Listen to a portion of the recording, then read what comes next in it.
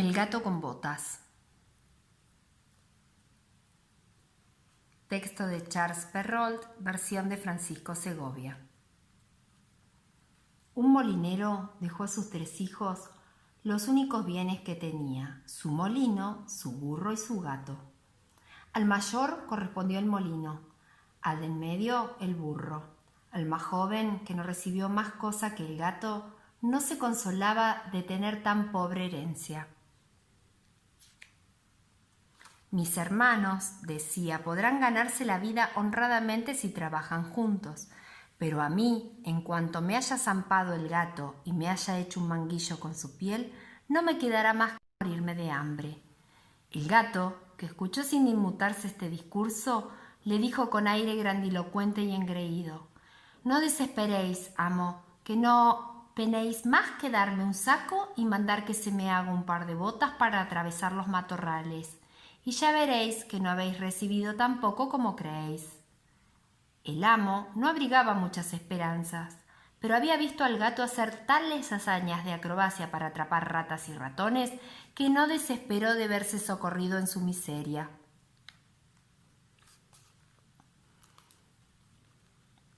En cuanto recibió lo que había pedido, el gato se calzó resueltamente las botas y, echándose el saco sobre los hombros y tomando sus cordones con las patas delanteras, se fue al monte, en donde había muchísimos conejos. Echó hierbas en el saco y se tendió en el suelo como si estuviera muerto, esperando que algún joven conejo, poco instruido en los menesteres de la vida, viniera a meterse y comiera del saco lo que en el saco el gato había metido. Apenas se había tendido cuando ya había logrado su propósito. Un joven conejo atolondrado se metió en el saco y el gato lo mató sin misericordia. Orgullosamente de su proeza, se fue donde el rey y pidió hablar con él. Lo hicieron subir a los aposentos de su majestad, donde apenas hubo entrado, dijo: «He aquí, Alteza, un conejo de monte que me ha encomendado entregaros mi señor, el marqués de Carabás», pues tal era el nombre que había elegido para su amo.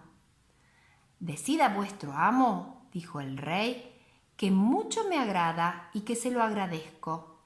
En otra ocasión fue a esconderse entre el trigo, dejando siempre el saco abierto. Entraron a él 2 perdices y entonces tiró de los cordones y las atrapó a las 2. Se fue enseguida a regalárselas al rey, tal como lo había hecho antes con el conejo del monte. El rey también recibió con agrado las 2 perdices y mandó que le trajeran algo de beber. Durante 2 o 3 meses el gato siguió llevándole al rey de cuando en cuando las presas de cacería de parte de su amo.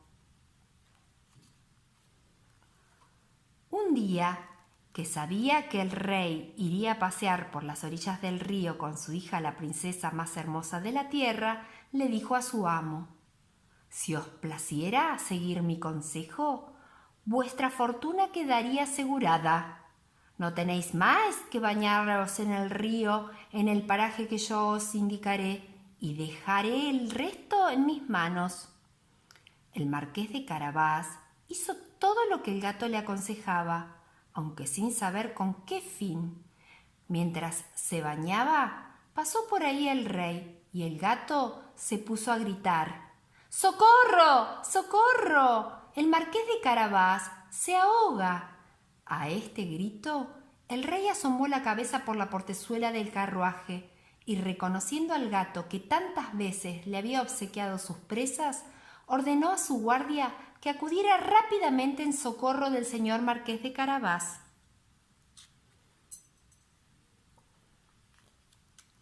Mientras sacaba del río al pobre marqués, el gato se acercó al carruaje y le dijo al rey que mientras su amo se bañaba, habían llegado unos ladrones que se habían llevado su ropa, aunque él les había gritado con todas sus fuerzas.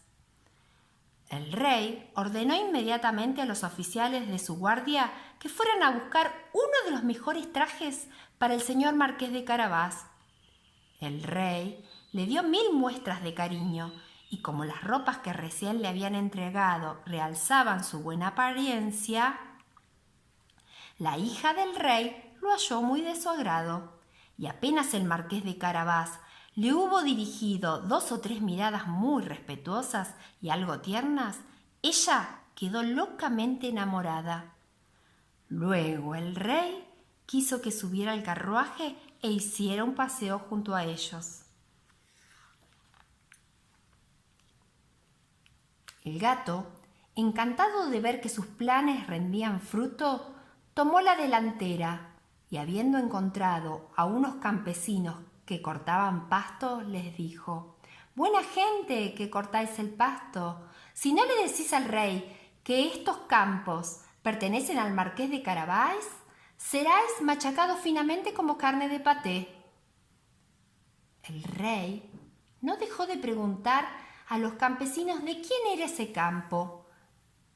«Es del marqués de Carabás», dijeron todos a una, pues la advertencia del gato les había metido miedo. «Tenéis unas buenas tierras», le dijo el rey al marqués de Carabás. «Como veis, majestad», dijo el marqués, «es un campo que no deja de producir abundancia cada año».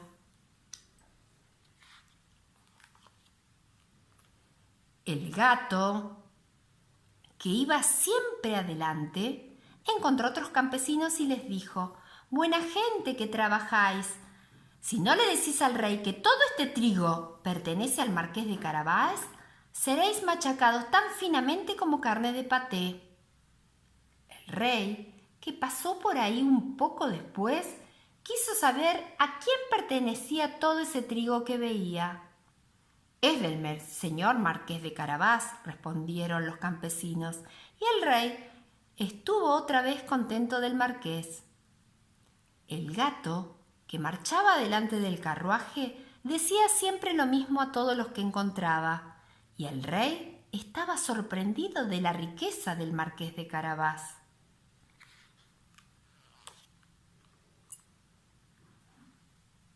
El gato llegó al fin a un hermoso castillo, cuyo dueño era un ogro, el ogro más rico que se hubiera visto, pues todas esas tierras por donde el rey había pasado antes pertenecían a ese castillo. El gato, que tuvo el cuidado de averiguar quién era el ogro y qué cosas podía hacer, pidió hablar con él, diciendo que no quería pasar tan cerca de su castillo sin tener el honor de conocerlo. El ogro lo recibió tan civilizadamente como puede hacerlo un ogro y lo invitó a descansar. «Me han asegurado», le dijo el gato, «que tenéis el don de convertirte en cualquier animal que podéis. Por ejemplo, transformarte en un león, un elefante». «Es cierto», dijo el ogro bruscamente, «y para mostrárselo, veréis cómo me convierto en león». El gato se asustó tanto de ver un león frente a él que pegó un brinco hasta el techo. Un poco después, viendo que el ogro había vuelto a su forma anterior, bajó y aceptó que había sentido mucho miedo.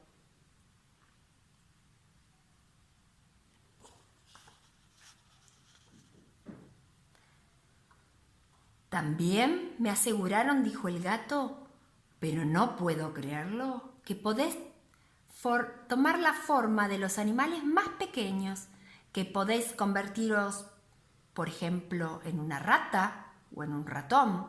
Os confieso que a mí tal cosa me parece del todo imposible».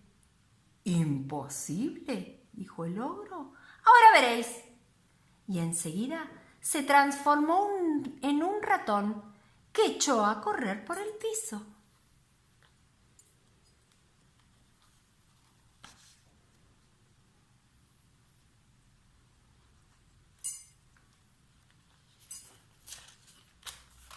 No bien lo hubo visto, el gato se le echó encima y se lo comió. Mientras tanto, el rey, que pasaba frente al hermoso castillo del ogro, tuvo antojo de entrar en él. El gato, oyendo el ruido del carruaje que ya cruzaba el puente levadizo, se adelantó y le dijo al rey: «Sea bienvenida vuestra majestad al castillo del señor marqués de Carabás». «¿Cómo, señor marqués?», exclamó el rey. «¿También este castillo es vuestro? Nada es más hermoso que este patio y los edificios que lo circundan. Vayamos adentro si os place». El marqués ofreció su brazo a la joven princesa y, siguiendo al rey que iba delante de ellos, entró con ella a un gran salón donde encontraron servida una espléndida cena. Las había mandado a preparar el ogro para sus amigos que lo visitarían ese mismo día. Pero estos, viendo que el rey se hallaba presente en el lugar, no se atrevieron a entrar en él. El rey, maravillado por las cualidades del señor marqués de Carabás, lo mismo que su hija que estaba loca de amor, y considerando todos los bienes que le pertenecían, le dijo tras beberse 3 o 4 copas: «No dependerá sino de vos, señor marqués, que seáis mi yerno». El marqués hizo grandes reverencias, aceptó el honor que el rey le concedía y ese mismo día tomó en matrimonio a la princesa. El gato se convirtió en un gran señor y ya no persiguió más ratones a no ser por diversión.